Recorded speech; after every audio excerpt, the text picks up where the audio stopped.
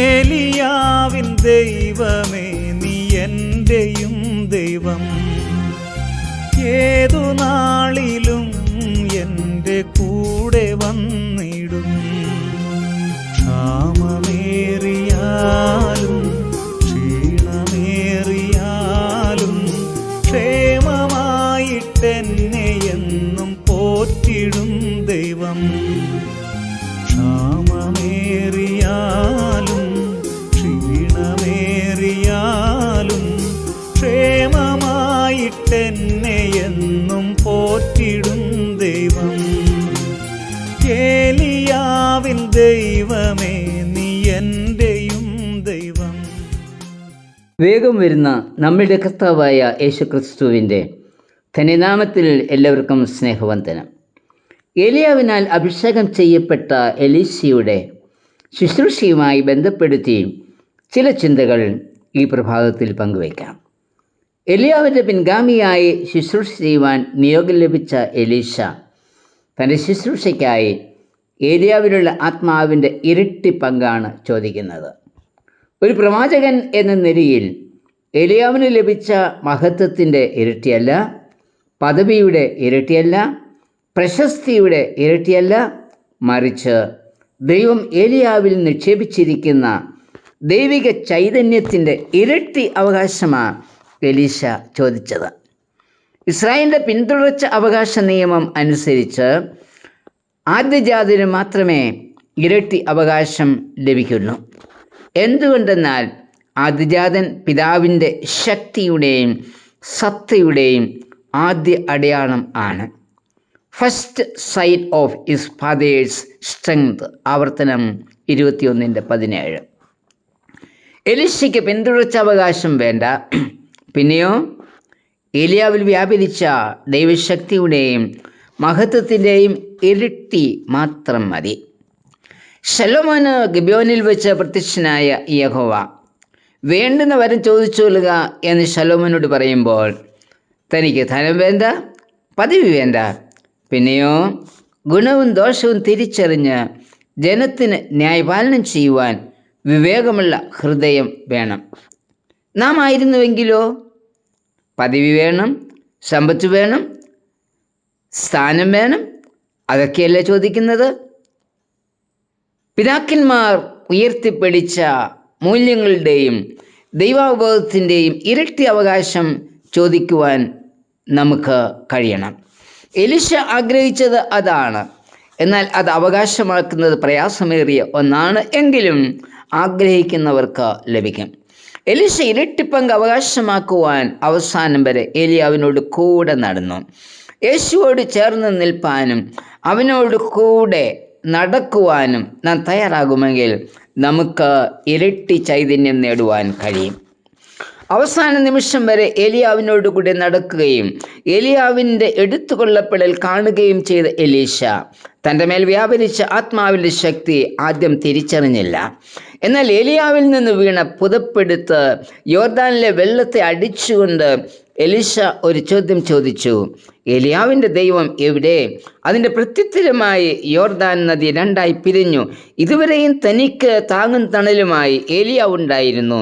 ഇപ്പോൾ ഏലിയാവില്ല എങ്കിലും ഏലിയാവിൻ്റെ ദൈവമുണ്ടല്ലോ. ആ ദൈവം എവിടെ എന്ന എലീശ ചോദിക്കുന്നത്.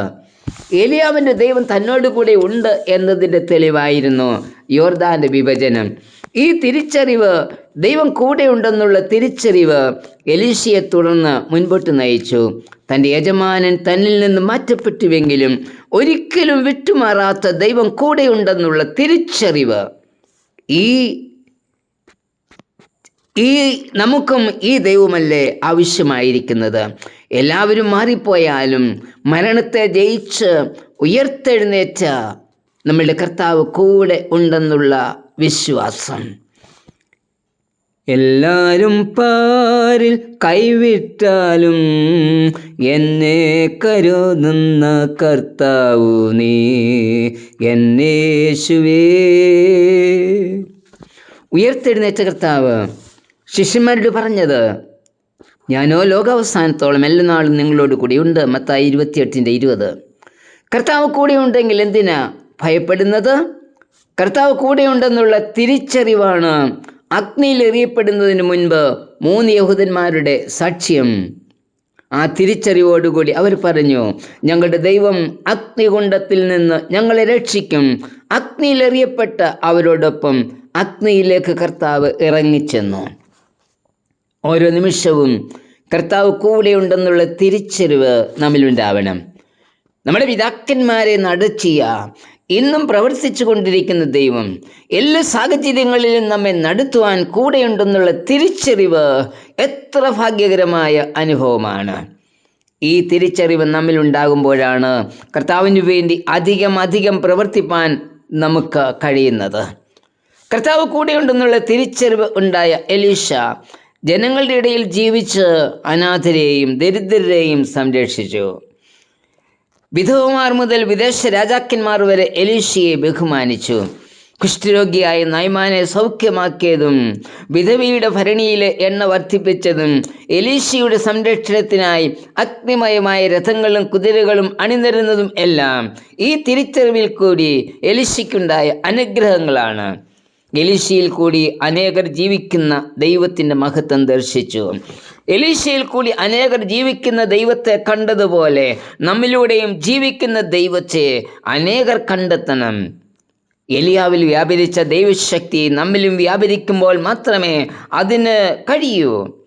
ഈ ശക്തി കർത്താവിനോടുകൂടി അവസാന നിമിഷം വരെ നടക്കുന്നവർക്ക് ലഭിക്കുന്ന അനുഗ്രഹമാണ്. കർത്താവേ, നിന്നിൽ നിന്നും മാറിപ്പോകാതെ നിന്നോട് ചേർന്ന് അവസാന നിമിഷം വരെ നടപ്പാൻ എന്നെയും ശക്തീകരിക്കണമേ. ആമേൻ. പ്രതീക്ഷ വെച്ച സ്നേഹിതർ അകന്നു പോയപ്പോൾ, ആശ്രയിച്ച വാതിലും അടഞ്ഞു പോയപ്പോൾ, പ്രതീക്ഷ വെച്ച സ്നേഹിതർ അകന്നു പോയപ്പോൾ, ആശ്രയിച്ച വാതിലും അടഞ്ഞു പോയപ്പോൾ, പ്രത്യാശ തന്നു കരം പിടിച്ചു പുതിയ വഴി തുറന്ന ദൈവമേ, നിൻ നന്മയോർത്തു സ്തോത്രം ചെയ്യും ഞാൻ. പ്രത്യാശ തന്നു കരം പിടിച്ചു പുതിയ വഴി തുറന്ന ദൈവമേ, നിൻ നന്മയോർത്തു സ്തോത്രം ചെയ്യും ഞാൻ. ഏലിയാവിൻ ദൈവമേ, നീ എൻ്റെ